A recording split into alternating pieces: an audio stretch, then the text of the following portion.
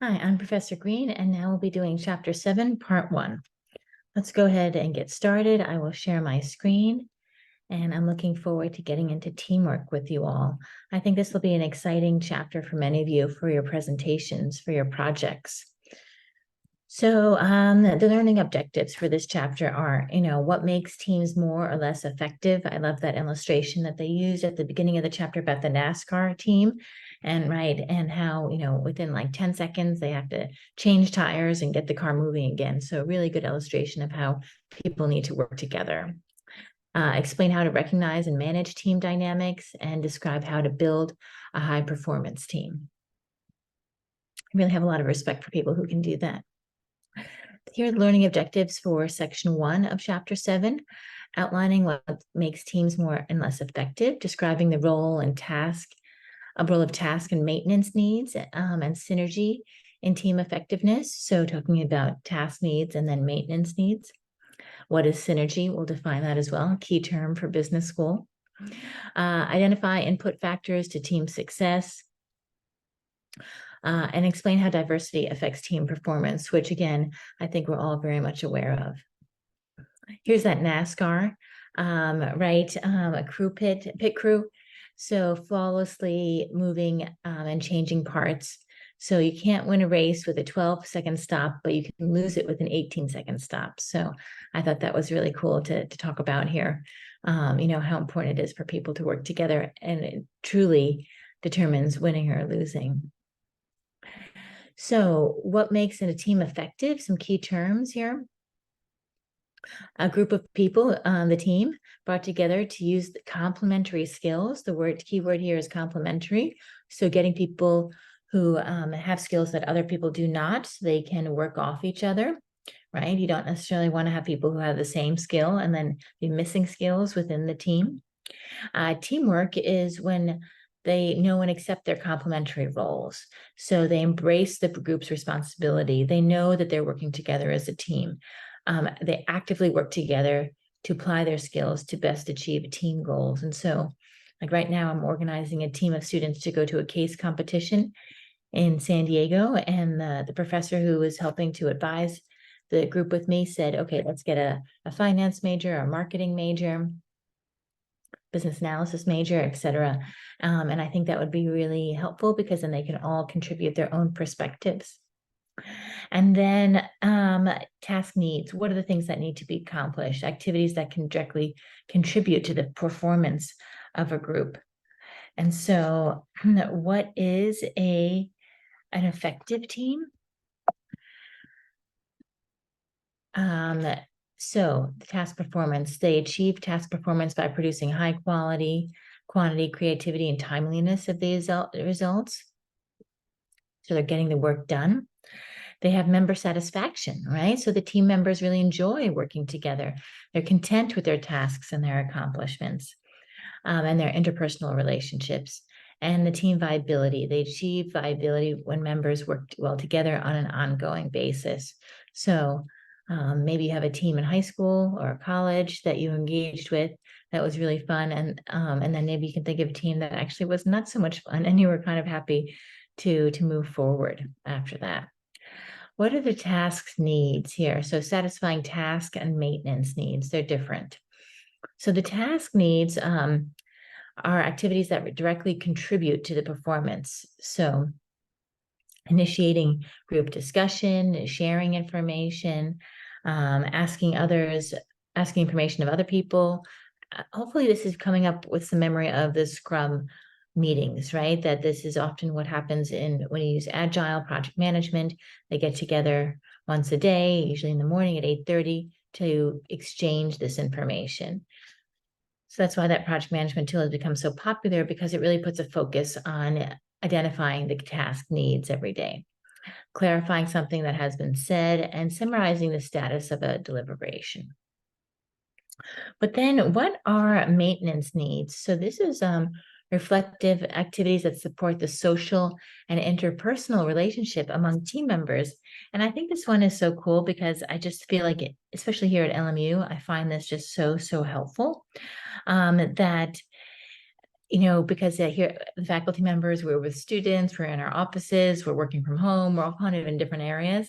And then 2 or 3 times a semester, the dean gets us together.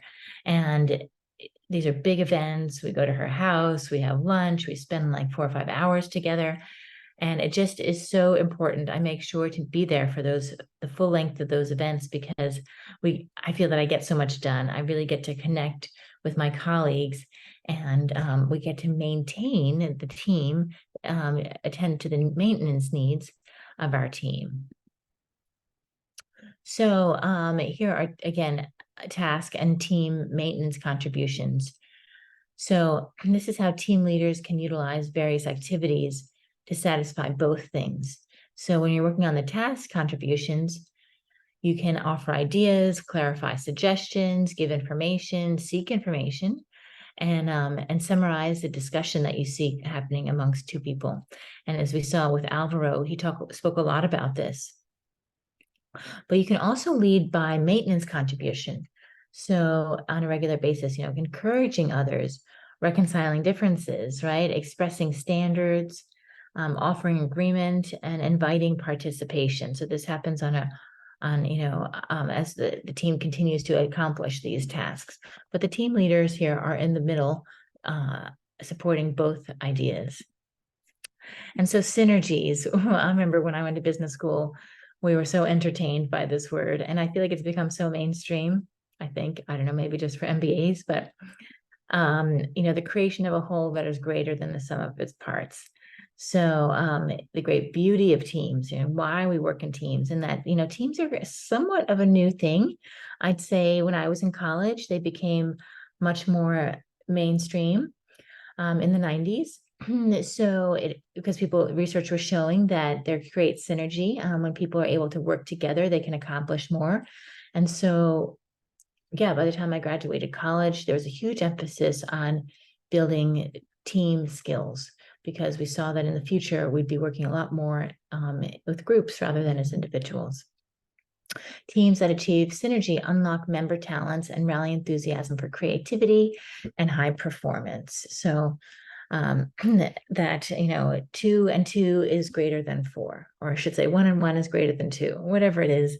We create more by combining people. So what are disruptive behaviors? How can this ruin a team? These are behaviors that harm the group. So bullying, right? I don't think I need to go through that. Showing incivility and disrespect, withdrawing and refusing to cooperate, horsing around when there is work to be done. Using meetings as forums for self-confession. This is kind of like, a slippery slope. You kind of want to get to know each other, but all of a sudden, we're talking about maybe personal things or things that are not related to the meeting. Talking too much, about irrelevant matters, trying to compete for attention and recognition, right? So this can happen. I'm sure you've had a couple of these things happen in the workplace. So the impact of disruptive behaviors.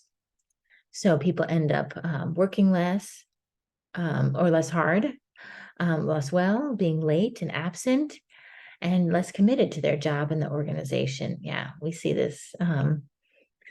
I can't think of a recent example, and that's a good thing, right? But we definitely have seen team members sometimes when they're just not contributing, and the morale then just drops everywhere. So how can we set teams up for success?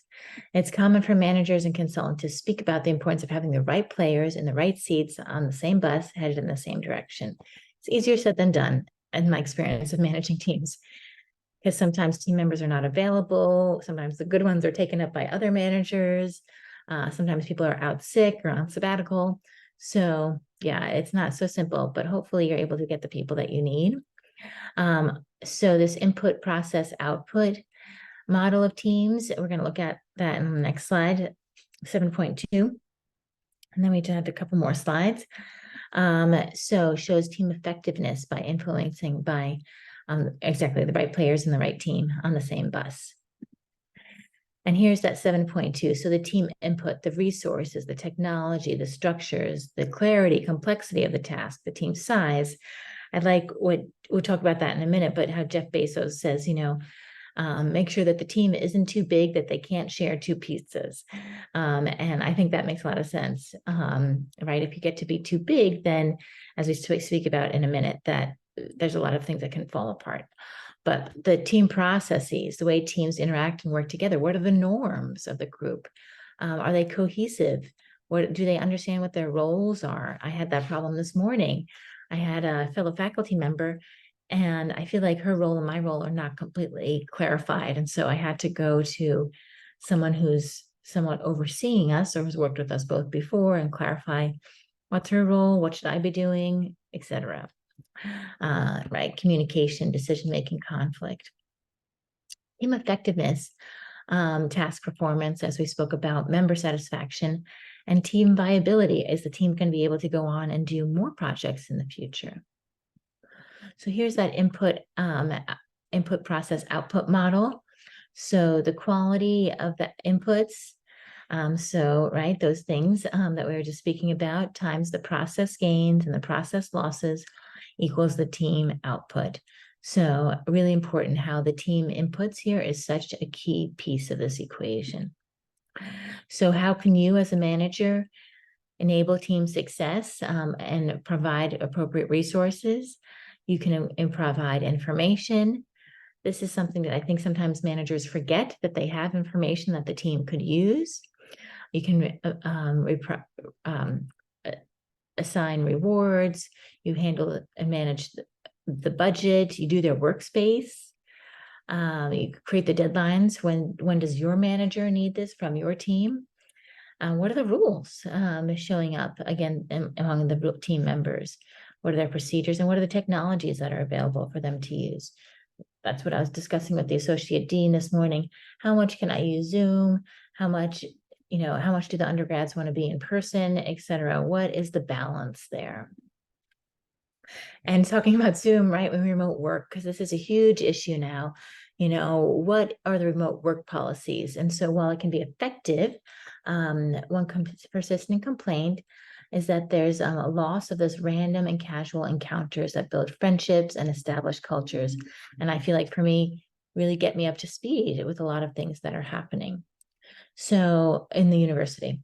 So it's being addressed by video conferencing and AI, also virtual reality. So I think that's pretty cool to run teams that way.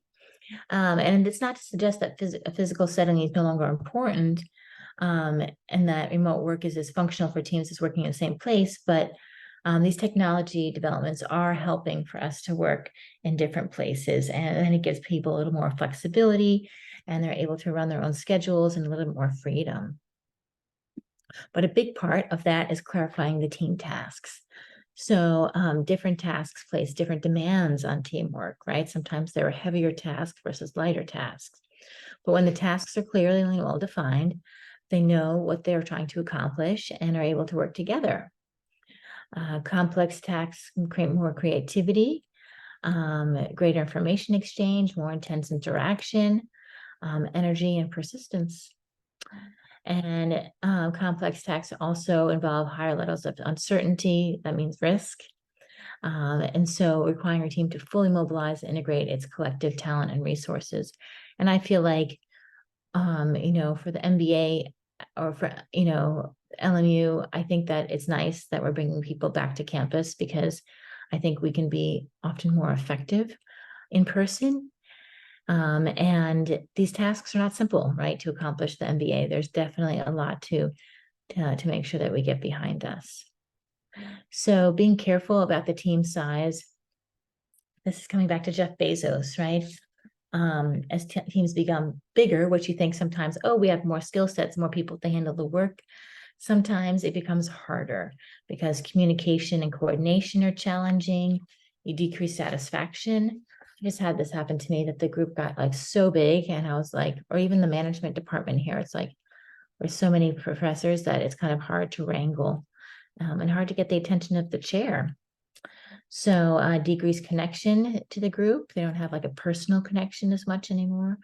And this research just shows leads to greater turnover, leads to absenteeism, social loafing, and complicates logistical matters, right? Because you're creating now a bigger team. And going to this case competition, really it should only be like 2 of us, but now there are 4 and it might get a little complicated. So last slide here. Consider who's on the team, some key terms, the team composition, as we spoke about, having a good mix of abilities, personalities, backgrounds, and experiences. And the FIRO-B theory, fundamental interpersonal relation orientation, how differences, how people relate to each other based on their needs to express or receive feelings of inclusion, control, and affection. Yeah. And so making sure that on a team they have compatible needs. And so that's a lot about understanding the needs of each team member. When I managed a team, like we were traveling a lot, who could travel, who could not travel, etc. And this is really this last slide, but how diversity affects team performance, right? Homogeneous teams, when they are all the same skill or all the same race, don't work as well as heterogeneous teams. Sometimes when they're dissimilar to it. And diversity consensus dilemma. So the tendency for diversity in groups to create process difficulties, even as it offers improved potential for problem solving. So getting that balance of having diversity, so making sure that everybody can work together in a nice way. So thank you for joining me here for section 1 of chapter 7. I look forward to seeing you in chapter 7, part 2.